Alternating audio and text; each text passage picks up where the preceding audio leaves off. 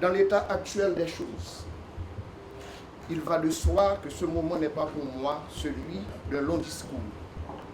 Dans la mesure où les longs discours, c'est pour ceux qui s'en viennent, mais non pour ceux qui s'en vont. Les premiers, parce qu'ils ont des choses à annoncer, les seconds, parce qu'ils ont déjà rempli leur journée.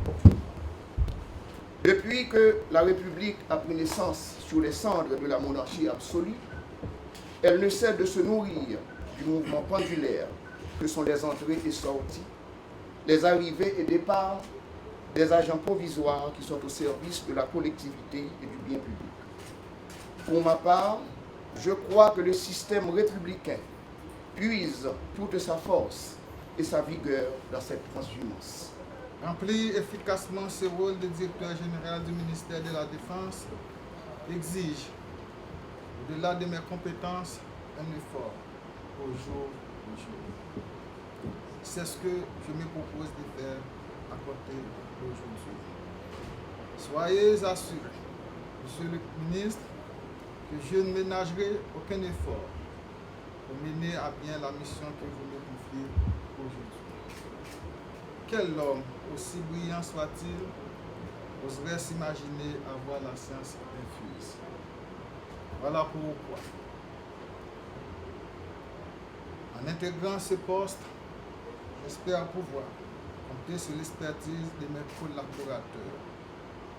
Ces hommes et ces femmes admirables comptent à leur actif une longue expérience au sein du ministère, expérience que je devrais mettre à profit pour m'assurer de sa bonne marche.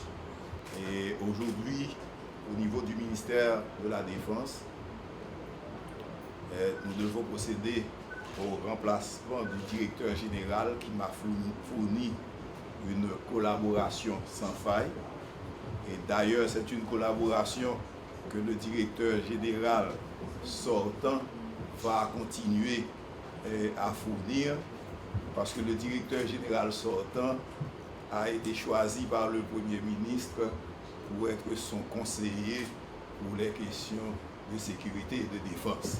Donc il faut dire que le directeur général, il s'en va avec moi de la direction générale du ministère de la Défense à la primature pour continuer à m'assister dans les questions de sécurité et dans les questions de défense.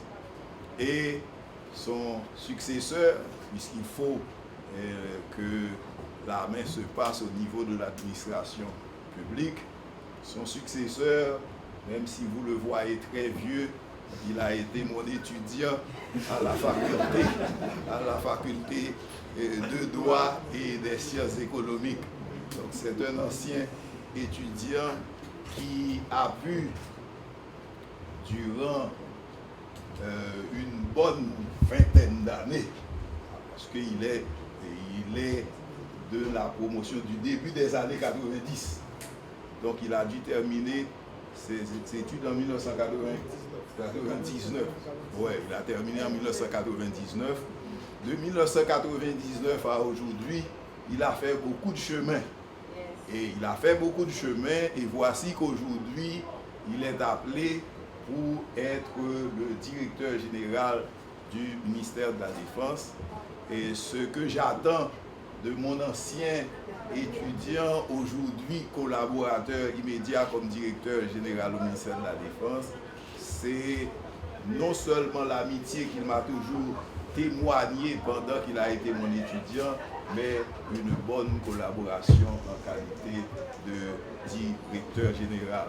Nous devons faire notre travail avec sérieux, et c'est un travail que nous devons faire pour le bien-être de la population et au profit des plus démunis. Je vous remercie et je remets au nouveau directeur général l'application de son arrêté, et M. Jacques Dupin, mes félicitations, avec les félicitations du président, vous êtes directeur général.